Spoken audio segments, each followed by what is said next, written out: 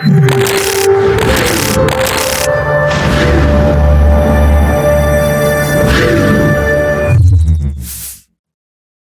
our last class we discussed about mud and concrete surface. And today our topic is wooden surface. Wooden surface. Wooden surfaces are surface made of wood. Good quality wood is needed for floor finishing. Advantages of wooden surfaces. It is cheaper than other surface. It is warm. It can be made to look attractive if well painted. It can last long. Disadvantages of wooden surfaces. It can be easily damaged by moisture. It is inflammable. It can be damaged by pests.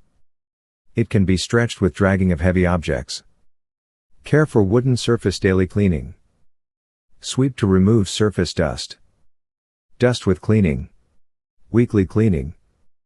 Sweep the surface. Scrub with brush and soapy water following the grains of the wood. Rinse and wipe dry thoroughly with clean water.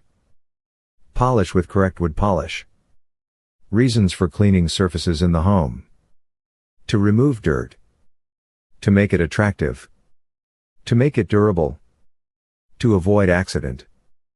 To prevent germs and pests. Thanks for watching.